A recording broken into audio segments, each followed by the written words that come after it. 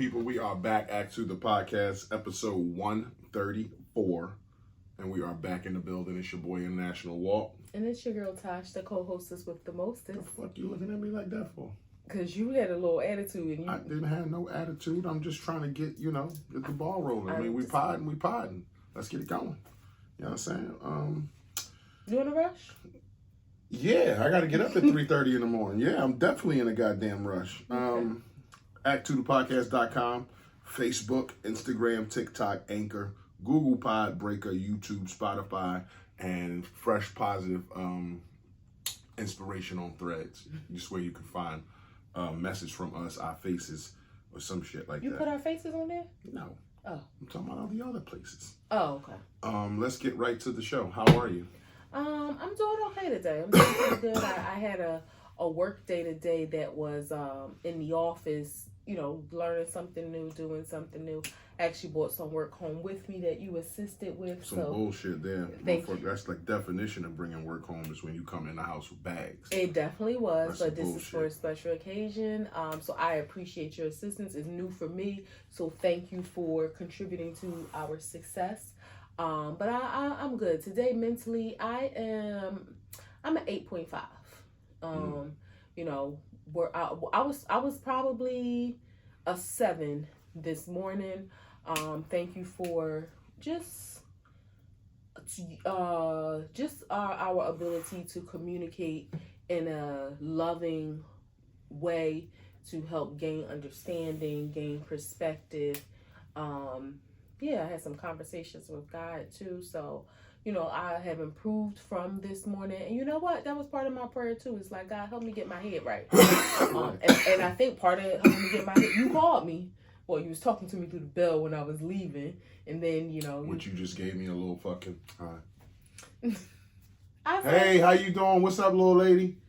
I said, hey. No, he was like, hey. I had to go, but then I ended up having to come back home 3 times or twice. Yeah, but just you don't be thinking I be knowing when you be on some bullshit. I wasn't on BS, but you absolutely for the sake of what we talking about, you was on some bullshit. You absolutely know when my mental space is not quote unquote normal, and the same for me. I know when I be like, "Babe, you all right?" You be like, "Yeah." Come on, like sometimes it's your tone, not that it's a bad tone, but it's different. Sometimes it's your facial expression. You have certain non-verbal community. What's the things that the guy from True Romance say? That's so we can't get into that. The pantomimes. You have certain things on your face that happen. And I do, but mine don't happen when... Says the girl with the swole up lip. Mine's happen when I'm upset about something. Like my lip swells up. I don't even know what anybody talks about, but multiple people in different areas of my life have told me that.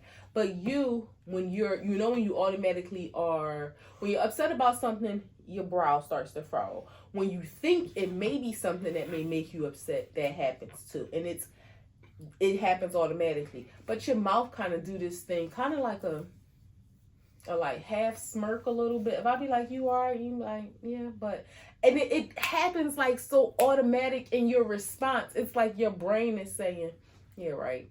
And your mouth does it, and that's why I'll be like, babe, are you really okay? It's like, fuck out of here. You don't want to know if I'm all right. You the one did it. That's what I'm saying. You a lot for God. But I'm happy that we know each other in that way so that we can't lie to each other, because I've learned, and it took a long time, the worst thing to do is to say you're okay and not be okay and hold it in. Mm-hmm. And you be thinking, like, that was your chance to not necessarily argue, but just to get it out your system, say what you got to say, express yourself, because you holding it, it's going to come out anyway. Yeah, and it might come out in a different way. It might come out in a way that you got to apologize for later, where you're being asked by your person who loves you, you're being asked, what's wrong? Like, I see something. So talk to me. Like, don't say nothing and then blow up on me later and then tell me sorry. Like, that shit ain't cool. Yeah. Yep. So I'm an 8.5 now. I'm grateful for, the improvement. And just, continuing to pray and have faith. We always talk about having faith, and we can say it, but some situations you really have to employ that, like not worrying and just trusting and believing. And it takes action. It takes work. Like, it doesn't automatically happen. I mean, maybe some people have been doing it long enough where they can automatically stop it, but whatever. Financially, we're grateful that we are a 9. Just ask God that whatever lessons he tries to show us or teach us in life, that, we get it. Whatever it may be, that we get it. Do you think he's always trying to teach us a lesson? I think everything is a lesson. It's funny you say that, because somebody was saying that the other day. Like, they was going through some hardships, and they are older, and they was like, they were saying they had a moment where, not that they questioned God, but they was like, all right, come on, God. Like, I done been through this. I done been through this. I done been through this. I done been through this. And I thought I was in a good place, and now I'm going this. And I disagree, though. Go ahead. Well, and I was saying, like, yeah, like, I have learned for myself, when things bad happen, or things that may not go my way, or things that make me sad, I've learned to get to that place where, all right, God, show me the lesson. Like, not sit and try to wait. Like, I try to jump and ask him, like, what are you trying to teach me through this moment? Because it hurt, or I'm sad, or I'm mad, or it just didn't go how I planned. All right, God, I don't know. Like, help me get the lesson, because I do believe that there's a lesson in everything. I think there may be a lesson in everything, but I don't think God is always trying to teach us that lesson, is what I disagree with. Sometimes, and I don't want to be too, I don't want to sound ignorant or harsh or insensitive, but sometimes, whether it be you, me, anybody, like, you can make decisions that put yourself in a compromised position. God didn't have anything to do with that. You made those decisions, or a person made those decisions that put themselves in a situation that's unfavorable for them. And you say, okay, what's the lesson? There may be a lesson that you can learn from your mistake, but there's not a lesson that God is trying to show you in that moment. Because there's people out here that every day, whether you just make a bad decision or something, that's your decision that you made from free will. You had a choice in the matter. So when you get into an unfavorable situation, there's a lesson to be learned that, okay, I can learn that I probably made the wrong decision, or I hit this person when I shouldn't have, whatever the fucking case may be. But I don't think in that instance, God is trying to show you a lesson in everything. But it's different from it being a lesson in everything, because you always can learn from your mistakes, your wrongdoings. Well, yeah. But I don't think that God is up there saying you're going through this because there's some deeper lesson when you just made a bad choice or a bad decision. No, I'm not saying that it's happening for you to learn. So we agree. Like, say if something small happened, you had a huge reaction to it, and it's like, that's your choice that you reacted to that situation. We agree. So maybe to word it differently, there is a lesson in everything. Right. Well, that's why I asked you. Do you think God is trying to teach you a lesson in everything? Well, I think God orchestrates everything. So I guess it was just me. It's semantics. Like, yes, I think there's a lesson in everything. We can learn from every situation, good, bad, or indifferent. Some things that happen in life, I don't even think the lesson may be for us. And the lesson may be for other people. It may be our testimony in whatever situation happened that we tell somebody else. That lesson was for us to tell them so they could learn something. I think to a certain degree, yeah. But I'm just saying, if you're going on the far end of the spectrum, if somebody do something bad to somebody, that's a choice that person made to hurt another person. You're going to go to jail for that. There's going to be consequences. There's a lesson in that to learn that you shouldn't hurt people. You shouldn't do that. But I don't think God made you make that choice, and then he's teaching you a lesson through that choice. But I think it's deeper than that. It may be the lesson may be, remember to respect your boundaries, because you may not have found yourself in a certain situation had you honored your boundaries. A lesson to learn in it, yeah. Right. So I'm not saying the lesson can come from an overall situation. Like, you choose a job, you get a job offer, and let's say you have a job and it ain't paying that great, but you love the job, you're helping people, you're passionate about it, and you get another job offer that's way more money, something that maybe doesn't align with your morals, but you take it because of the money and maybe some other factors, and then you get that job and 6 months later you get laid off and you have a hard time. Like, yeah, it was your choice to take that job. It may seem really simple, like you made a choice, You took a job, you got laid off. But there is a bigger, I'm just saying there is a lesson in everything. That's how I feel. Yeah, I agree with that. There's a lesson in everything. I just don't think every lesson is God saying this is something you have to learn. I just think some decisions we make, some choices we make. So you don't think God is in control of everything? Well, not necessarily. I think we have free will, and we're getting off into a whole other thing. But I'm just saying. But it's content. I think we have free will with some things. That's what I'm saying. We have choices down here on Earth. Like I said, if you decide to hurt somebody or something small happens to you and you have a huge reaction to it, that's a choice. That's not God up there orchestrating this situation where you hurt somebody and now he's trying to show you that you're not supposed to hurt people. Like, that's a choice you made. You had an opportunity not to do that. So I don't think in those situations, now what you just said, kind of orchestrating a situation where it's a job and something didn't work out and some time has passed, then you have time to reflect and be like, okay, there's something to learn in this. But there's still a split decision like that, no, I don't think God is saying you're going to make this bad split decision and then there's a lesson to learn in that. I think people have some control to a certain degree. Okay. Is all I'm saying. Okay. So that was finances. We kind of went that way. We didn't do any of that yet. I did. I said finances are good, and I hope God shows us, things that He's trying to teach us, and that's when you went off. Oh, okay. Yeah. Okay. Not went off, but you know what I mean. We started talking more. Work is a 10. Work is great. I'm learning a lot, doing new things. Have a big week coming up, so y'all pray for my strength and endurance. And physically, are you okay? Yeah. Seem a little edgy. No, not at all. All right, cool. Yeah. All right. I gotta talk to you about something when we done, but we good. You sure? Positive. Is everything good? Everything is good. All right. Yeah. And physically I'm an 8, maybe an 8.5. Okay. Because I gotta drink some anyway, so. Oh, you can't poop? A little stuck.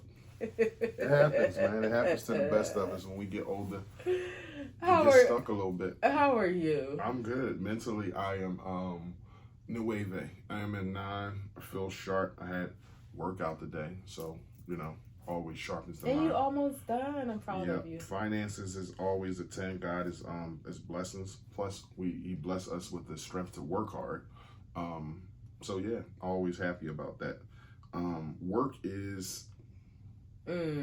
I would say like an 8 because it's slow and it's boring, but it's going to pick up. I'm just waiting on some things to happen, waiting on some subs to get done, waiting on some paperwork to happen, and I get to talk to him during the day because he don't be having no work to do. Yeah, it's not. And physically, I feel like a 9. Again, had a workout today. Biggest shit out here. You know what I mean? Stop playing when you see these. Why guns. you showing off my guns? I'm just saying. You're being disrespectful right now. I didn't. Like, what are you doing? Suck it up like Pull that. this shirt down. Just saying, it comes up because the muscle too big. I pulled it down in the beginning, but my shit gonna come up because I'm big as shit. That's just how I am. Next. So yeah, that's my physicality. Wows and woes, ups and downs, stops and goes, blacks and whites. My wow this week. Wrongs and rights. I had an amazing self-care day, which you fussed at me a little bit because I kept putting it off or things kept coming up and I was, putting it off for other things, but I was determined not to. I was like going like for a work day, but I had an amazing massage, a facial, got my hair done. It was just, good to just be, away from me. No, it was just good. That wasn't even in my thoughts, like, because we was cool, so it wasn't like, oh, I'm away from him. But it was. But even when we cool, you just like need your time, right? Yeah, but my thought process is, yes, I'm away from him. Now, if we beefing and it's my self-care day, it's like, yeah, leave that nigga in the house by himself. But no, that wasn't my thoughts. I mean, I would tell you if it was, but no. But that nigga can go outside. But you ain't gonna go nowhere but to the car. Outside by myself. All you're gonna do is go to the car wash. No, I'm not. and spray your tires and shine up your tires and clean off your rims. But yeah, I just had a great self-care day. Felt good just being catered to. So yeah, that was good. And then going to the hair salon, getting to spend a little bit of time, with my sister, who is an amazing hairstylist. And she all right. I mean, You all right? Say sorry. No, man, she good. She all right. She good. She's better than any stylist you know. That doesn't do locks. Oh, I was about to say. That doesn't do locks. And then it's like, no, Snoop, you do. I'm just fucking with you, sister. And the people in her salon, I love that. I've seen people post stuff about, salons don't have the same vibe like they did back in the day. It's not the fucking 90s. Like, stop living in the throwback Thursday. There are some things that have changed because of COVID, where salons now, I think most of them, you have to have appointments. Like, they don't really do the walk-in thing anymore. But I think because they had to do it during COVID, they found out, like, this system works. Not to, like, be wanting to get off, but you had 3 walk-ins, so you got 3 people sitting here looking at you. You got to squeeze in between your appointments. Having that structured system, it works to help them give a better, a better service, balance, a better service, a better balance. They can schedule their books to say, okay, this hairstyle takes 2 hours. And this hairstyle takes 4 hours. Give you the best service because she or he has work-life balance. Yeah, so I'm happy for them. But yeah, that was my wow. My wow is just me, my head being in a different space of worrying about my loved ones. And I know through therapy, I'm learning to use my tools and not take that on. But I'm human and I am on a healing journey. I'm not healed, so I'm still learning. But, that was my wow. I'm on a healing journey. I'm not healed. That's a bar right there. I don't know what go after that, but that's a bar right there. How are you? I'm good. My wow. I meant what's your wows and woes, not how are you. We already did the how are you. Oh. My wow is what happened to me this week. You got to love me for another week. Other than that, I didn't really have any like big pows. Like, so, I'm always just thankful that I get a chance to wake up every day and put something positive into the universe. So yeah, I'm not even gonna try to cheat the situation. I'm happy because of that. Woes is just piggybacking on what my wife said. I'm always monitoring her mental space because I just love her so much, and I know when frequencies are off, and not necessarily beef with us, but I know when her frequencies are off. Like she says, her tone, her look, her face, the way she might answer me or something like that. And none of it has to be negative. It's just different. So in that case, I, want to just make sure she's okay and try to let her know that this is a safe space for her to talk. Like, I'm willing to hear you out and shit like that. Is just, even if we make a decision that doesn't go her way, I still want to hear what she has to say. So years ago, we didn't rock like that. It would blow up into a bigger situation. And she's right. We do have the capacity now and the tools, the language to stay on the same page. And I'm super glad that my wife respects me and respects the decisions that I make. And through that, it only makes me want to go for her even harder because it's nothing more that a man wants is his wife's support. So, that's big, and I appreciate you and love you for that. I love you too. Obedience and surrender. Those are my goals. With my relationship with God, with my relationship with God, with my relationship with my husband is obedience. And I know some women, I've seen some clips of videos where like it's it's a little funny when people are saying their vows and they say, you promise to honor and obey, and some women are like, But I truly, me as a wife, I don't care what anybody else thinks, I truly believe that your spouse, your husband, should be the head of your life. And I respect your headship. Now, you have to earn that space, that place. Like Jill Scott says, if you can tell me what to do, you can tell me what to do. But if you can't tell me what to do, you can't tell me what to do. And this isn't a situation of necessarily telling me what to do, but it's making a decision and me trusting your leadership, your guidance, and know that you have our best interests at heart, whether it's in any manner, physically, emotionally, spiritually,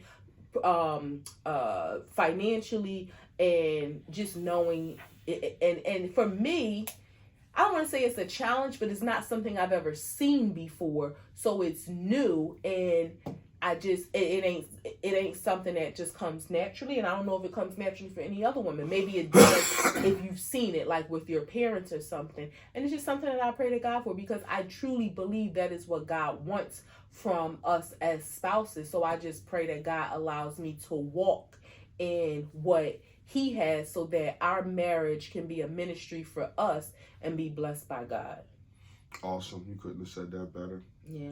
So my baby decided that he would, because I did such an amazing job last time, that I could take off the co-hostess for the show and I could be the host again, y'all. Am I getting a raise? No, but we are going to bust some myths.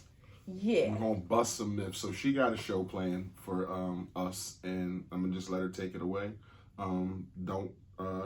We're on a time frame. I understand. So we're gonna make it interesting. Yeah, so let me just give a little background. Right. So what brought this on is, you always say I'm not up with the current culture, with current pop culture. But, I try to stay away from some of those blog pages like, Shade Room, Hollywood Unlocked, all of that, because it's like gossip but I'm not saying I'm any better than anybody else. I just don't want to fill my head with that all the time, so I don't follow them, but I will check in. So on the tail end of the Summer Walker and Lil Meech breakup, where he was cheating and she was saying that she can't deal with that. People were I kind of saw some comments where people were like, "Girl, all men cheat." Like, so one of the comments said, like, he paying your bills, he loving your kids, y'all dating, he's showing you publicly like you his girl, and like, so what, he cheating? All girls cheat. You ain't gonna get that from anybody else. All men. I mean, yeah, I'm sorry. All men cheat. You ain't gonna get this from anybody else. And this was like kind of the common theme, like people clowning her for not wanting to be with a man that's a cheater, or like saying like just that whole rhetoric of all men cheat. Like, why you so surprised? And it just really got me thinking about these myths that are spread around that people just really truly believe, wholeheartedly. And I mean, some of it is just like, poor baby, like, it's a shame if that's what you think. But I just wanted to know, that's just one, so we'll start there. What is your take? Now, I kind of know what you're gonna say, but I just want to get, when people say all men cheat, what would be your response if somebody asks you, is that true? Well, it's a hell of a generalization to say across the board that all men cheat. I don't like to speak like that. I like to say what I mean and mean what I say. So words matter, and you can't just say all men do something like you can't say all women do something. Men cheat just like women cheat. You shouldn't be clowned. I don't think Summer Walker should be clowned for not wanting to be with a cheater. There's some guys out there who, if they have a standard and a woman rises to that standard, just like a woman has a standard, a man will rise to that standard.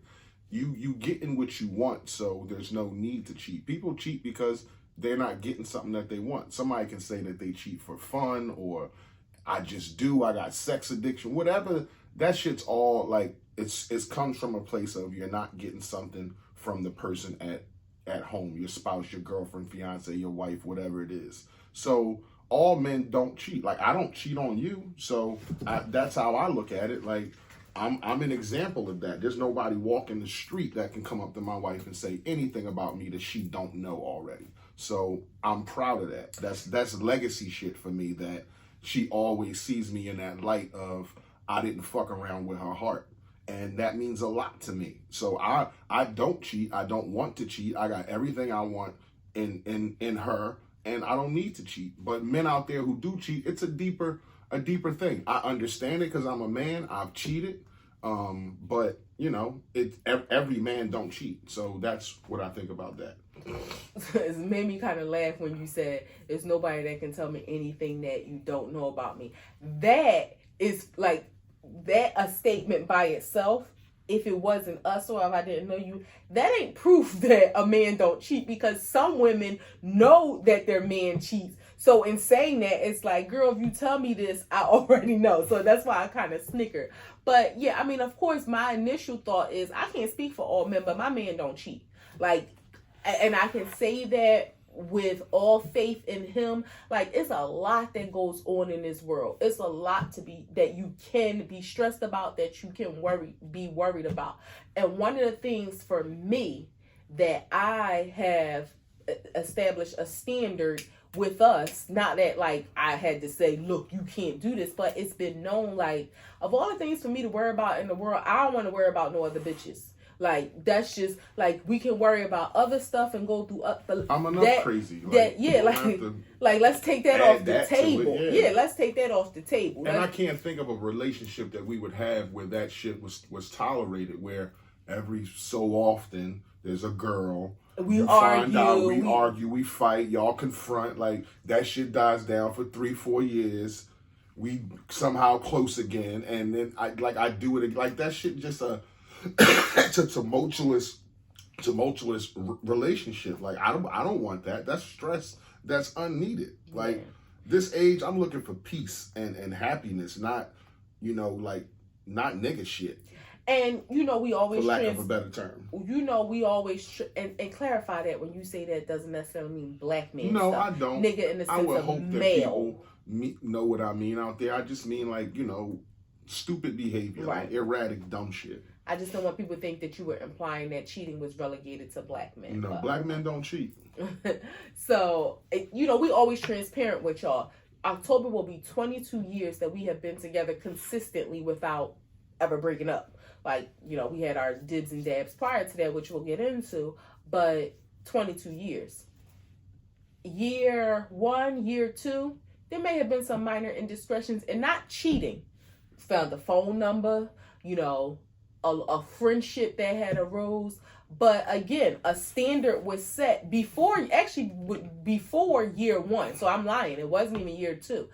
This was during year 1 where it was like, nah, we ain't doing this. Like, I'm going to step off, let you do you, because we ain't doing this. And it stopped. So, I mean... And that wasn't a standard she set for us. That was her standard. Like, for her. It was I can't deal with that, because you ain't going to drive me crazy. Like, if you want me, you love me, you want to be with me, then you can't do this to me.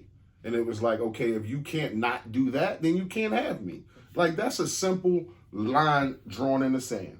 If you do this, then you can't have me. Like, there's no gray area there. That's black, that's white. So you either on that side of the line, or you on this side of the line. Like, that's simple. Yeah, and then I'll say maybe around year 9, there was like a situation with a phone number. And again, people can just say what they want about cheating. It may have been inappropriate contact, meaning it should have never been, but it was shut. That was our hardest year. Year 7, 8, 9 was like our... It was not even 7, 8, and 9. 8 and 9. Yeah. 8 and 9, because that was 2009, Obama was 2010. becoming president, and 8 and 9, it was like, we don't know what the hell it was like. We was at a point where my fugitive situation was eating at me. We was growing at a rapid rate when we was like changing. We had just bought a house. Yeah, we was changing. We had just bought our first house, and we were just different. And we didn't have no therapy. We didn't have no language, no avenue to express our feelings to each other. It was just volatile stuff, not physical shit, but anger, a lot of hollering, arguing, shit like that. And even then, we didn't really know how to argue like we do now, but we still didn't never disrespect each other. Yeah. Even when we argued, no, like at our intense. No, it was no bitches and none of that stuff. It was veins and foam coming out the mouth, but it wasn't like, it was just, that's how we knew how to communicate until we was like, yo, this gotta stop. Like, it shouldn't be this hard. Yeah. So, all right. Myth 1 down. Once a cheater, always a cheater. Once a cheater, always a cheater. No, because that ties into what I'm saying in the beginning. I've cheated on a person before, so it's no, you don't, just because you're a cheater, that's not something that I subscribe to. Now, Some people might say, like, once a woman beater, you're always a woman beater. And some women subscribe to that. So I don't subscribe to those things. I think people can evolve, people can change. You should be allowed to make a mistake and change. And I know there's some mistakes in society that are irrevocable. Mm-hmm. Some mistakes are that, and you can't take back what you did. So, but you can evolve and you can change. Right? Doesn't mean that you're still not going to be looked at for what you did. But you can evolve. You cannot be that same person. You shouldn't be the same person you were 25 years ago. If so, you wasted 25 years. So let me tell you what brought that on, right? Another situation. The Carly Russell girl. Mm-hmm. Her boyfriend. Very handsome guy, right? And I guess there was some rhetoric about chicks hopping in his DMs, after the situation. That's what happens on social media, but go ahead. But it was like even more because now people who didn't know him, he's in the limelight. And he's handsome. But it's not shocking is what I'm saying. Right. It's not like, oh my God, they're in his DMs. Like, no, okay. but what the the chatter was is like, because kind of the backstory was he was supposed to be cheating on Carly. Mm-hmm. And people were like this group that I'm in, these girls were saying like, or these women were like, why would chicks be in his DM knowing that he's a cheater, blah, blah, blah, blah, who would want to be with him? And my stance was, so even if he did cheat, does that mean that he should never be in a relationship again? Right. Like, I think that's ridiculous to think that. Like, think about your mommies or your daddies that have cheated before and then eventually got into another relationship. If the rule was if somebody cheated that nobody else should ever be with them, half the world wouldn't be here. Yeah, things can't be that final. Like, yeah, that's so like ridiculous. Driving a car and you get a ticket. Now you never ever can drive again. Like, no, shit happens. People make mistakes. Like, you should get another chance. Yeah. The best apology is change behavior. So if behaviors change, then you allow. But yeah, I mean, I just thought just once a cheater, always a cheater. I think that's like the most ridiculous thing. People should, you at some point you got to be in another relationship. If you cheat on your girlfriend at 25, do you die single now because nobody should ever be with you because you cheated?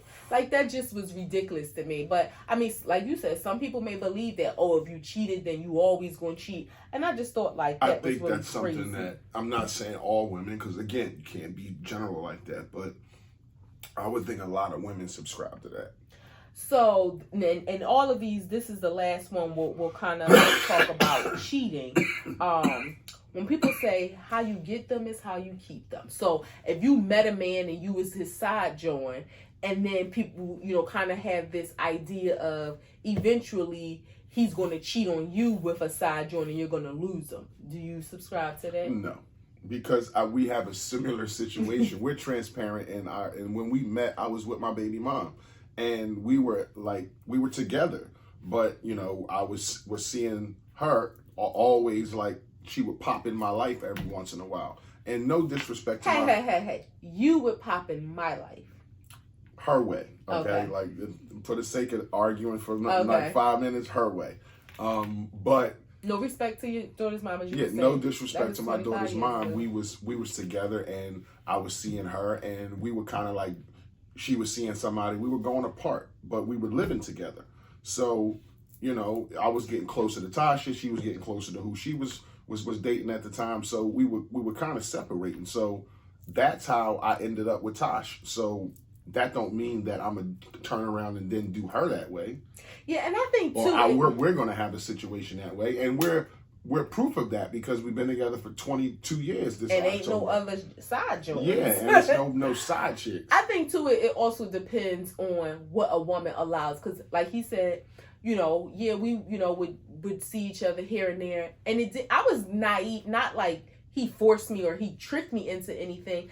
By my own admission, I was naive to the fact of like, okay, I know y'all kind of like not in the best situation, but okay, y'all still live together. Why we gotta do this with the naive shit? Like, why can't you just say I was sprung on this nigga since I was 12 years old? I mean, for real though, like we transparent with the people. Why you can so but all no, this what like I'm saying when you talk about is, yourself, it's some bullshit like, oh, I was naive. What I'm saying is, I was naive in the sense I was sprung on this nigga and I didn't care. That's what you should be saying. No, what I was going to say is, I was naive in the fact of thinking that we could do our thing, you could go back home, and I was just going to be okay with that. I was sprung on this because nigga. I was sprung. I was sprung on this nigga and I didn't care. My feelings was growing, and it was like, nah. So for me, it got to the point where we couldn't do that. Like, I couldn't be the side joint anymore because it was like, damn, I know you're going home to somebody else. So we, like he said, went our separate ways, and then, you know, came back together to do what we were going to do again, where they weren't in a relationship anymore. And then it still didn't fully work because, you know, there was just other things that he needed to sort out. So we went our separate ways again, and then came back, and that's been almost to 22 years. So yeah, I definitely don't subscribe, because again, I was a side joint. I'm not like waving the side joint flag like I'm the president of the club, and I don't encourage that for anybody. But I do think sometimes you find yourself, some people meet their person while their person is with somebody else, and you know, you was a side joint for just to be like technical, but you wasn't really a side joint. Like, side joints be like, they act a certain way. You know what I'm saying? Like, you know, like, you got to be quiet when the phone rang. No, yeah, it like wasn't that anything. Kind of shit where yeah. you just like sitting next to me on the couch, I'm talking on the phone, and you just quiet. Like, yeah, you was living a double life, really. All right, what's the next one? I'm just saying, we gotta put it out there. Are all women gold diggers? All women gold diggers. That is, define gold digger. Before I answer, they go after men with money. Whether they got this much money, so they go after a man with this much money, or they got this much money, they go after men with this money. Like, they seek out men with money. So your definition of gold digger is women who seek out men with money. All women seek out men with money for the sake of taking it. Right, for the sake of, like, or let me say like this, money is the priority when they're seeking out men. Like, yeah, they may be attracted, they may like them, they might want to date them, but the priority is, oh, he got money. No, all women are not gold diggers. For the definition that we all know gold digger to be, no, I don't think all women are gold diggers, but all women do seek out men who have money. Like, I don't think any woman seeks out a man who doesn't have anything. No human being wants another human being that doesn't have anything. Like, you may stay with a person who doesn't have nothing because you know that person has potential, or he may fail, or she may fail, have fallen, and then you want to stick around, help them up. You know, you're there for them. I understand that, but you don't. That's why it's vagrants on the street. People don't just walk up to people who don't have nothing and be like, "Hey, I like you. Let's have a relationship. Let's go on a date." Like, you look to somebody who, especially women, they want security. They want to be financially stable. They want to be protected. Like, these are all antennas that go up on every woman when they sizing up a man. If you meet him in a club, if you meet him in a skating rink or church, man, you're looking at his haircut, his teeth, his goddamn shoes, because you want to know where should I place him as far as, is he doing well in life? Is he taking care of himself? Can he take care of me? I think all women think like that, and they want to pursue a man like that, but it doesn't always happen that way. Sometimes they get caught up, whether it's the physical, the emotional, loneliness, whatever it is. So I think as a woman, we all want to have that standard that we set. Oh, I'm going to find that man that's going to offer that stability, that is going to be a great provider. But it just doesn't always end up that way. I don't think it always works, but I do think that's the initial, like you said, that's the initial. That's the thought process. That's what we want to seek, but we don't always. Even though you end up with, so-called thugs, or, like the dudes who be playing the game all day, not working. Like, if you end up with guys like that, I don't think you pursued that, is what I'm saying. I think initially you might have thought this is something different than what it is, but if it turned into that, and he's not providing, and he's not working, and you don't feel secure, then you want to get away from that. I don't think that you still be like, you know, I love this nigga, but he don't do shit for me. He ain't helping my life none. Like, I'm still down, or one of them things where it's like I can do bad all by myself. Yeah. Do all women prostitute in some form? Hell yeah. Hell yeah. 1,000%. And y'all can get mad at me all y'all want. She used the word prostitution. I didn't. I'm just prostitution agreeing. Meaning they provide sex in return for payment. Now, the payment may not be cash in hand, but they provide sex for payment. Hell yeah. You did a lot of things strange for some change. So, why you putting my business in the street? So yeah. For you, clarify that. For me. I'm not saying like that did like sound like she was a real prostitute. Yeah. Like, nah, she wasn't walking no strip, but she walked my strip, so that's what counts. Yeah, if she's even phrased it like that. I do a little something strange for some change. That mean like, oh, she want this nice thing or something, or I don't know what it may, a pair of sneakers or something. But and now I'm giving out coochie for sneakers. Well, I'm your husband, so yeah, you do that. If I want you to buy it, yeah, I'm about to say if you want me to buy it, because I'll buy my own. Yeah, but you can. You buy your whole closet. You buy all your shit. But I'm just saying, there's a couple items in there I bought, and I probably can pick them right out because I got you did something for me. So are all men tricks? Yeah, to a certain degree. Yeah, I mean, I don't like the words you use in prostitute and tricks, but I'm gonna go with what you going with. And yeah. Well, like Carisha said, you rich and you ain't tricking. Well, yeah, if you rich, you should be tricking. Oh. Yeah, I mean, you rich, you should be tricking. If we was rich, like rich, yeah, I would be tricking all over you. Yeah, we'd be tricking all over you. Okay, yeah, I know I can get you gifts for nothing. But I'm going to make you do something for him. Yeah, I'll make you do something for him. It's crazy because my sister went to a beautiful spa. Now, I don't want to, say no specific locations or nothing. Had no lawsuits. But she went to a beautiful spa for her birthday celebration. And she was like, yeah, with some tricking going on in there. She was like, you could kind of just tell the vibe. Like, at the spa, they had like the shower and like chicks was getting dressed almost like they didn't have a hotel room, but like the tricking was them being provided this spa service. Like, all right, now let me get dressed because now I gotta go give them some or something. Yeah, back to this room up here. Yeah, get this key card. Yeah, it was like, yeah, you don't got the key card yet. Yep, I have to get this key card. Yeah, she was like, it was definitely some tricking going on in there. All right, this is, a little more in-depth outside of, like, the cheating and sexual aspect. People say, about single moms who have sons that a woman can't raise a man. What's your thoughts on that? You being raised, your dad was in your home to a certain point early on in life, he was there but not. He was in and out, if that's fair. Would you agree to that? Okay. So would you agree that primarily your mom raised you, your brothers, and your sister? Yes. Okay. So what would be your take on that, whether it's from personal experience or just thinking about men in general who have been raised by single women when people say a woman can't raise a man? 1,000% correct. Women cannot raise men at all. You can have a son, you can be a baby, you can protect him, do all this shit.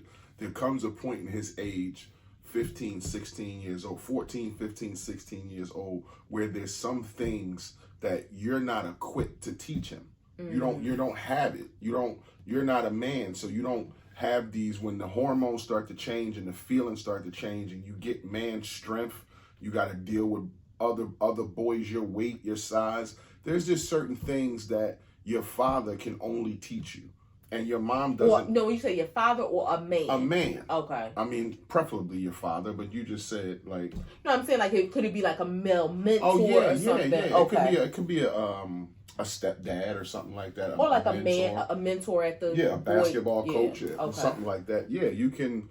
But again, that's not a person you're seeing every day. Okay. So it would be better if it was like maybe an uncle or older brother or something like that. But.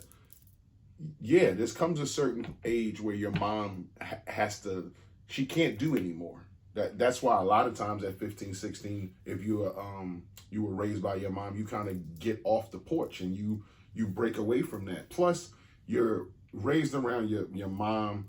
If she got sisters, if you got a sister, you raised around aunts, you pick up these female tendencies, and it's a negative connotation built around that, because it's almost like saying you're a pussy or something like that. You calling a man a pussy, but you're not. That's all you know. Like, it's just like growing up in a house when you see a good marriage. If you see one, then you know what one looks like. But if you grow up and you don't have the little things that the men that your a mentor or your father can teach you, then you pick up these male tendencies that, oh, this is what my mom does when she deals with anger. This is what my mom does when she deals with emotion. She cries or eats a lot. Like, these things you pick up because this is what you see your mom dealing with her emotions. So when you get these emotions, you adapt to that because that's all you know. Then do you think that it also teaches a man how to better care for and nurture women? It makes you recognize those signs. It doesn't necessarily mean you know how to deal with it. But no, I mean just on a good side, like not your mom going through negative stuff and you picking up on it. But do you think that a man who has been raised by women in a great environment, despite the fact of what you're saying, there's certain things they can't teach him, but do you think that it makes a man, if it's a positive home environment with the mom, the grandma, aunts, or whatever, do you think that makes a man more nurturing? This is going to sound strong because I think it can make a man more nurturing or make a man predatory. Because you know the signs and the emotions that women go through and how they react to shit, and you can take advantage of that because you know you can gaslight, love bomb, do all that kind of shit that is going on today in society. So it can go both ways. You can have that step up on other men, but you're playing with their emotions. You know shit that they don't know you know because you were raised. So you can pick from that information, that data you have either way to nurture women in a way that you saw your mom or your aunts, or a way you wanted them to be nurtured. Or you can take advantage of it and be like, I'm gaslighting because I know what you're feeling. I know what to say. I know what to do. And I know what to give you. You know, I'm give you some dick right now. You know all these things because you experienced it. Yeah. I mean, of course, I have no input on a woman raising a man because I didn't grow up with brothers. And even the few male cousins that I had in my family, they weren't just being raised by women, but you made me think, and you're talking just about the reverse, a man raising girls. And yeah, it's the same thing. Yeah, it's going to come to a point where they're going to come to you and you're going to say you don't know. Well, even if you don't say it, you're going to know internally, I don't know what to do with this. Like, there's some feelings that a boy has to have that come from a man. Like, you have to have these feelings at a certain age to be out with other boys and shit. And your mom can't teach you that. She don't even have it to teach you. It made me think about my own upbringing where, of course, growing up in a 2-parent household, my mom and dad was there, but my mom always worked. Like, my mom was the breadwinner. She always worked. My dad was a horrible person, but he was always there. And it just makes me think about those things that young girls learn from their mom. Like, I never went to the nail salon with my mom. I never went to the hairdresser with my mom. I never went bra shopping with my mom. Like, just those little nurturing. I learned those things from other women as I got older, or like from like my girlfriends, and like, oh, like, I started going to the nail salon by myself, but it wasn't as regular until I got like 18, 19 and like made it part of my life. Like, this is what women do. Mm-hmm. I didn't go bra shopping until I was grown. So it like kind of in the same, as present as my dad was for all of whatever he was, it was just those things that probably never even crossed his mind because, again, my mom was present in the sense of she was there, but she had to work. You got to look at it like a period. Like, girls have periods, and that's something you go to your dad and be like, I have my period. You're like, what the fuck? Like, I don't really know what to do. Like, he gonna have to call a woman. That's some shit you don't even have in you to teach. And it's going to be some things just like that a boy's going to come to with his mom, a period in his life where shit's altering. He's changing. And it's like if weird. A boy have a wet dream. Yeah, like that kind of when you're at that age where it's like shit is different in my body. I'm feeling different. I'm stronger. Like I have more to say. Like just some shit you need from a man. I hear moms comment like about like when their sons get to that certain age and they start spending longer time in the shower. And like, what the hell are you doing on I'm there? washing crusty drawers and he think I don't know. He trying to hide stuff, but all his drawers is hard. Yeah, where like a dad would probably have or your socks are hard. Conversation behind that. Well, your dad, he would be like, yo, this is cool. You can do this, but, don't be doing it 6 times a day. You're going to break it. Yeah, that's bad for you. Once or twice, you good. And you'll be like, oh, Pops, like, he telling me not, like, I don't got to stop. Now, you went to your mom. What your nasty ass doing in there? Like, don't be doing that. And you like, damn, like, I can't help it. Like, I really can't help it. Yeah. Wait, it's so crazy, right? So, y'all, I'm taking notes just, and you talking and a thing started writing what you saying. I'm like, what the hell is this thing doing? I had an episode when I was 8, 9 years old that, like, scarred me for life. You want to tell people about it? I went on a jerk-off spree, and I had to Vaseline my joint up for, like, a couple of weeks. Chased? Yeah. I think I went, like, 6 times in one day. And it was bad. Some skin was missing. It was bad. And again, I was 8 years old, 9 years old. So again, I couldn't have gone. Was that like the first time you discovered, like, oh, this what this thing do? Yeah, like something comes out when you play with it. And something feels good. It scares you the first time. You're like, what the fuck was that? Like, what was that feeling? And this stuff happening, but then you're like, oh. Like, let me make it do it again. Do it again. Do it again. Yep. Do it one more time. And when you're 8 years old, you can do it right there again. No problem. Like, y'all are gross. Yeah, I did it bad to the point where I had brown Vaseline. Like, and again, I had to go into my mom's room like crying, where it's like if my pop would have been like, I'm sure a decent dad would have been like, yo, wait. Too far. So your mom Vaselined it up for you? No, she just was like, she just gave you the Vaseline. Yeah, you need to stop. Like, go put some Vaseline on that. Like, why you do that? Like, that's not how you handle that situation. You talk to your dad and he'd be like, yo, man, look, listen, we're going to clean this up right now. But they ain't going to go this, like, don't do this no more. It's cool, but don't do it like this. And I think that coming from a man, you'll be like, oh, okay, like he's not telling me to stop. It's a cool thing. I'm not embarrassed about it, but I don't have to do it 6 times in a row. You can't learn that from your mom. You just can't. Your mom ain't gonna be like, all right, look, it's cool for you to jerk off. Like, she's not gonna do that. You her son. But it's crazy because, like, if we had a son, I mean, of course you would be around, but I've learned so much from you. But I think I would probably make it worse. I probably would laugh so bad. Or you would be like, you nasty, or something like that, or you still got doo-doo stains and you jerking off like you ain't grown. Like, women say shit and you like, well, damn, I don't want to tell you nothing now. Wow. If you lie, you will steal. If you steal, you will kill. My boy. That's the last myth. Is this some truth? Okay, let's start. If you lie, would you steal? Hold on, let me give backstory. My Nana used to say this all the time. And wait, let me just say, I didn't know, like... No? No. I've said that to you before over the years. But my grandma has, like, old people said it, but I didn't know this. My Nana used to say that shit all the time. If you lie, you steal. If you steal, you kill. And when I was little, I used to be like, yeah, like, that's what it is. As I got older, it was like, probably after I stole a pack of gum or some shit, it was like...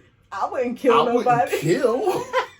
Like, if that's the next step, like, yeah, I told a lie. Like, you went off the block? Nah. When I know I did, I lied. I stole some Hubba Bubba before. But I ain't never murdered, and I'm not planning to. Like, what's going to happen? So, no, I do not think that if you lie, you steal. And if you steal, you kill. I think it sound good. That's one of them old people sayings, like taking a back and shit like that. But I was told that a lot. If you lie, you steal. If you steal, you kill. That's crazy. So lying and stealing might go together. I think they like people who. I think that don't mean you're gonna be Charlie fucking Manson. Yeah, you're gonna be. Yeah, I agree. I do think if you're a liar, then you would stealing is like one of those things, especially for grown-ups. Like it is such a turn off for me. I don't like when people think it's okay to steal, like putting waters on the bottom of your cart and leaving out. I don't like when people buy from boosters, because I mean, of course, the boosters are the thieves. I don't like when people buy food stamps. Yeah, well, yeah. None of that shit. To me, all that shit is stealing. Like, how is that? Don't stealing? make me say it. Don't make me say mind. What it is. Never mind. All right. So, like, even buying from the boosters are the thieves, but you buying stolen good, like that just don't sit right with me. I mean, you never stole a pack of gum, a lollipop, a fucking 5-cent Hubba Bubba. I was always really a pack of sunflower seeds. Shit. No. I mean, you a kid in the store. You ain't got a dime. I remember we used to be in the store, in the candy store, coming home from school, and it'd be 25 kids in the candy store, and everybody in there, like you took a lollipop. No, you know what I mean? Like you was in the market with your parents or something. You probably grabbed something and ate it. Like I've never stolen. I know, because you're perfect. No, I'm not perfect, and I am not perfect. That halo over your head. In my adult life. And I'm not going to go into detail with this because I don't know what the statute of limitations is, and I ain't. It ain't 20-something years. The fuck you done recently? No, it's been. Because you've been here with me for 20-something. No, it was before us, but I don't know what the statute of limitations. And I've told you about this before. Like I have participated in some. I guess that would be like conspiracy stuff where some fraudulent activities. Yeah, and leave it at that, please. Yeah. But let me tell you. The conviction on my soul. I'm talking about. I think, and I'm not even joking with y'all. I think probably just in the last 5 years, I've been convinced that God forgave me. Like that has. And I'm not saying I thought about it every single day. I ain't gonna lie and say that. But if it did pop in my mind, because I knew that wasn't me, like who I truly am and my morals and values. But I did it. And it bothered me for years. And I don't mean in the future it ain't going to bother me some more. But I am convinced that God knows my heart. And I've repented. And he knows I would never do anything like that again. But that has bothered me. So stealing just bothers me. You know. But go ahead. Stealing as a kid, gum, shit like that. Yeah, it's something like, I don't know, boys, girls. Like you just do it as a kid because you want what you want. As I got older, and in the streets, like I did a lot of stuff to people. I took a lot of stuff. I mean, I used to, do robberies and shit like that. So that kind of stealing, like she said, that shit bothers me to this day. Like it fucks with me when I see shit on the news about a person getting robbed or somebody throwing a gun in somebody's face. Like that shit is just as traumatizing as getting shot. Like somebody looking in the barrel of a gun and not knowing if the person on the other side gonna shoot them. So yeah, like stealing in that way is not good at all. And that shit is hard to get off your conscience. It really is. And I don't know whether it's age or something, but you just reflect back on your life and think, damn, like where I am now, I would never even think to do some shit like that. Like how fearless was I to do something like that to somebody? Yeah. And you never get that off your conscience. This is the last thing I'm gonna say. This happened to me just last Saturday for the fight. My baby wanted me. I think he gaslit me because I was asking him what he wanted to eat, and he was like, "Oh, he wanted some of my food. Like my food tastes better." But I think that was a little bit of gaslighting. This was my plan all day long. Okay. Because I told myself sitting on the couch, I was like, she gonna come in here thinking we going out to the restaurant. She must have forgot the fight come on, but I'm gonna tell her. I didn't even know about the fight. I need her to cook. Like, and I ain't want no big Sunday dinner. Yeah, and I was happy to do it. That's why I felt like this was gaslighting because I'm hyped. Like that's food you ain't gotta watch. You can put it on and sit down. He got me hyped to cook for him.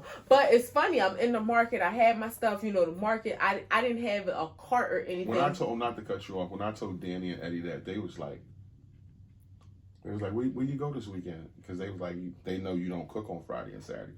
And I was like, oh, the fight was on. I asked Tosh to cook. And they was like, she did? I'm like, yeah. When she came home from the place, I was like, I don't want to go out. I want you to cook. And she went to the market.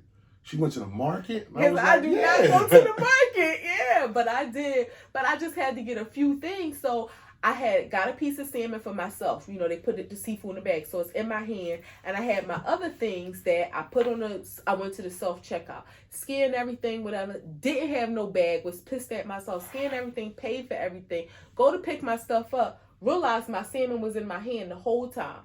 I'm like, oh my God. Like, I hurried up and scanned it and paid for it. But I didn't want anybody to think I was trying to steal it. It just... I was just holding it almost like it was my pocketbook, and it just slipped my mind that, oh crap, this is salmon I'm holding that I ain't paid for.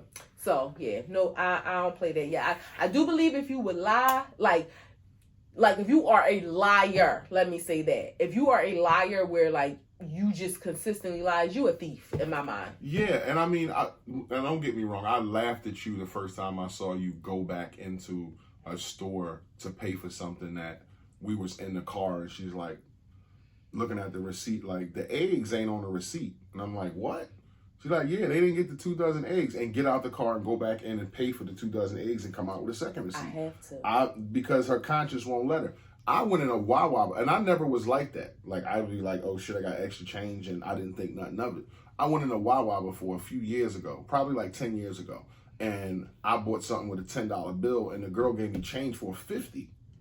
And I gave her $10, and I'm walking outside going to the car, and I'm like, why I got $40-something? I gave the girl $10. Like, I got 20s in my hand. I'm like, this ain't right. And I had to go back in there because I just felt like she's gonna lose her fucking job, like being on her phone or being distracted, gave somebody a chance. And I went back in, and she was so appreciative, like, oh my God, thank you so much. Like, they would have fired me. And I'm like, yeah, like, people get fired for drawer being $5 short, not $50-something. I give back a nickel if you give me a nickel too much change. And you know what I hate too? I hate when you in Wawa and a lot of people don't get their change, and then somebody get like 12 cents and they take all the change.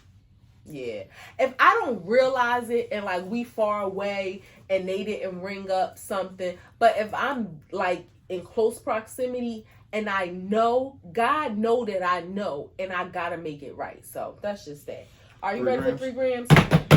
All right, this Carly Russell chick, you see what she done did. An 11-year-old was arrested after reporting a fake kidnapping to 911 as part of a YouTube challenge. See, this is what I'm talking about. And today on DL Hughley's page, there was a new girl missing, like a real black girl who's really missing, been missing for 2 weeks now. And let's see the traction that this gets when you got this kind of shit going on because of Carly Russell. Yeah, called 911, talk about her friend was kidnapped, described the cars that they was following, and it was a hoax all along. Like these. And don't get me wrong, they wasn't looking for black women before Carly Russell. So right. They're not. It's not like she's the cause of them not looking for all these black girls, but. Yeah. Let's see how much traction that. And now this what they wouldn't say the name, but it was a white kid. Yeah. They're 11, so they're not going to say their name. But still, it's like, come on now. And I feel like now y'all mocking the situation. Yeah. Like it's not funny. All right, real quick, Cardi. So she beamed a microphone at somebody for throwing ice water on her. So I'm staying with Cardi. Like Nah, we're not doing that. We're not R&B singers. I'm not Tank. I'm not Keith Sweat. You throw panties and bras and shit on the stage. That's cool. That's that type of environment. That's that venue. But I'm a rapper, and I'm coming out and I'm singing some rap shit, and you throw water on me. That's some jealous shit. Like, that's some jealous shit. Now, there was some different commentary because there were some clips where she was asking people to, like, throw water on her, like throw it on her butt and stuff, like in a sexual manner.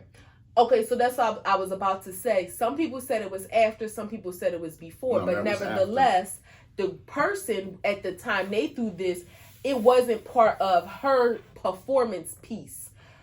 Now, I do agree. Don't throw nothing at me. Nope. Don't throw nothing at me. Even if I saw somebody say, if I say throw water on me at 4 o'clock and by 4:14 the throw water on me session is over. If you throw water on me at 4:15, you're being disrespectful because I said it's over. But do you think she overreacted? No, that's all I had in my hand. That's the typical reaction. I'm not going to dive down in the crowd, but that's the typical reaction. You threw something at me. I got this microphone in my hand. You lucky I ain't hit you in the fucking eye with it. Okay. Like that, I'm serious. Like, you can't be running up on stage like Dave Chappelle. You can't be tossing water on people. Like, you can't be hitting people in the eye with phones like the other girl got hit in the eye. Like, that shit's got to stop. You had a concert to enjoy the concert, not throw your phone at the person performing. Now they need 5 stitches in their eye. How the fuck they gonna finish the show? Yeah. Like, that's you paid your money. You in the 3rd row and you throw a phone and hit somebody in the face. Yeah. Like, what the fuck? How's she gonna finish the show? All right. So, last gram. Did you see the immigrants in New York? Yes, I did want to talk about that. That is the plight of people who come to this country, and not everybody come to this country and do right by this country for whatever this. I'm not sitting here throwing pom-poms up for America. Let me not say that. But America has been good to me. I make a decent living here. I make a great living here. So, but that's the depths that people will go through, sleeping on the sidewalk, in cardboard, in blankets and shit, on the street, in New York, where people know rats are. That is like the first thing I thought about. So, all right, let me just give some context for those who may not have seen it. The Roosevelt Hotel in New York City, they've closed the hotel and set it up as a shelter where the government is paying them, I believe it's $3,000 per person to stay at the hotel as a shelter. They turn into a shelter, but they're at capacity. That just goes to show you how many it is. So they brought in this busload of people. They are sleeping shoulder to shoulder for blocks on pieces of cardboard in New York City with all of the rats that are on the street outside. It's summertime, but it's hot. You know, thank God it ain't cold, but it's still hot.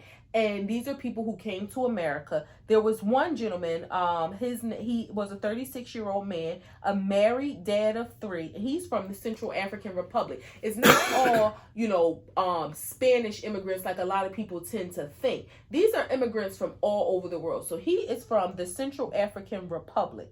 And he has not been able to find a bed anywhere since he arrived in New York 8 days ago. He's been waiting outside the hotel for 2 days. They gave him a general referral form and placed him in queue along with all of the other people. They don't have blankets or pillows there. They brought in vans for some people to sleep in, but it's not enough vans for people to sleep in. And the crazy thing is, let me just say this. He traveled through Chad, which is a country in Africa if you don't know, Turkey, which is in the Middle East, Colombia, which is in South America. Then he made his way to Panama, which is in Central America, Nicaragua, Honduras, Guatemala, all Central America, then Mexico. He went to all those places. And at this point, he's saying it just wasn't worth him coming, going through all that to make it to America in hopes for a better life. These people don't come here to rob and steal. They really are coming here for a better life. And I just find some do. I mean, you got.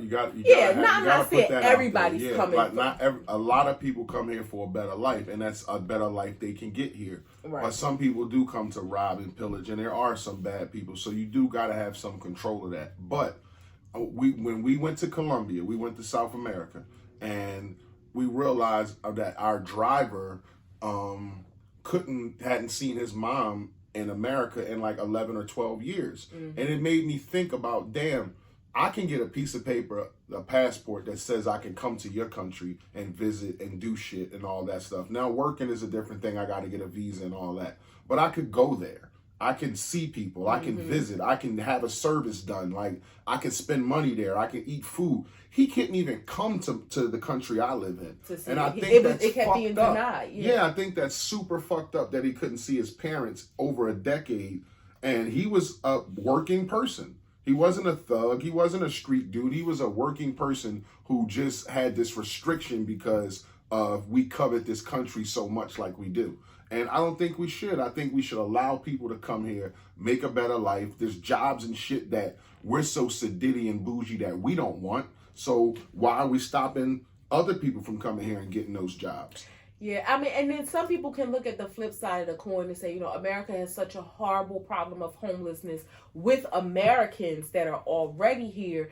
And, we talk about taxpayer dollars. Now, I don't know if this is coming from the federal government or if it's coming from the state government, in New York. But this is happening in other cities, too, where it's like, they're dedicating this money to take care of people that are coming here from other countries. But again, we have this huge issue of homelessness, the healthcare system, and so many other issues that are here. But it's just so sad. This man, he originally arrived in Louisville, Kentucky on July 23rd. He was there and he was getting 2 meals a week. Not a day, 2 meals a week. Yeah, and now he's arrived in New York, and it's like, and who knows? It's almost like go back, and they got to sleep on the street with rats. Rummaging through trash and shit, rummaging all through where they sleeping at. Them rats, like, they in the rats' houses in New York on them streets. And who knows when the last time them people ate. And they sleeping outside because they think that their best chances of having a good life is here. And they're willing to do that to be here. So, I mean, you willing to do that. And a lot of them, they bring their kids and all that kind of stuff. You have to take into consideration the depths that they go through to say, listen, they're not coming here, five people in the family to rob and steal. There's some people who doing that, but for the most part, just they looking for jobs. They're looking for a better opportunity. 7 countries to be a robber. Nah, they could have did that shit somewhere else. And it's sad to see people sleep on the street like that. And it's like, I don't know what to do, but it's sad. It is. It's sad. It's and almost, again, who knows when they ate? The last time they ate, they're sleeping hungry, stomachs growling like. And who knows when they're going to get into the hotel to get a shower, to get a wash rag on their face or something, like to take a dump in a toilet. Like, who knows when that's going to happen? It makes me think that, like, I always say this to you, and y'all, this is something in my mind I've thought since I was a kid. When I would see, like, large areas of empty land, I'm not talking about farms, but just like, because I know farms are needed too, but large areas of empty land.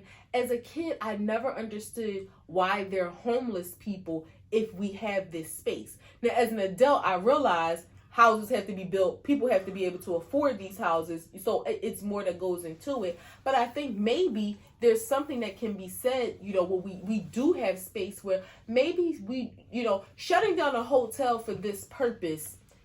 I mean, New York City, it ain't enough. It ain't enough rooms for the amount of people. So maybe we do need to look at redistributing these people. They just want to be in America. Being in New York is a choice. But if you can go to Montana and be here in America and be free, and there's some, huge complex that's built to provide housing to help them get on their feet, like maybe that's something. The thing about it is, if you let them people go, they will find work in New York like that. Yeah. And it's a shame because we don't want to be dishwashers or trash takers or whatever, waitresses. Like, these people will find a means if you just let them, let them get cleaned up, let them get some food in their belly, in their stomachs, let them get an opportunity to go look for a job, have a week or so to stay here, and believe me, they'll get on their feet. They will be finding a job somewhere. That's just who they are. I mean, we see that now with Latino people who come here, Mexican, Nicaraguan, Honduras, Haitian. Yeah, they work. And they work, like I said, there's jobs here that we take for granted that we don't want. We all want our grass cut. We all want, a cleaning service to come. Who do you think those people are? They're not white or black people. They're Latino people. Primarily. Primarily Latino people. So let's not act like they shouldn't be here or we got something against them being here, because I don't. You're so handsome. Let's do a wrap. Act 2 the podcast coming to a close. You did a good job, babe. You did a good job. You 2 up top. Thanks, Act 2 went a little long, but I did a good job. Act2thepodcast.com, Facebook, Instagram, TikTok, Anchor, Google Pod, Breaker, YouTube, Spotify, and Inspiration on Threads. Your boy International Walk. Your girl Tosh, the co-hostess, who was today the hostess with the mostest. And she did an awesome job. It was a great pod. We was really podding today. So that was awesome. Good topics. If you fuck with us, you fuck with us. If you don't, you should. Peace.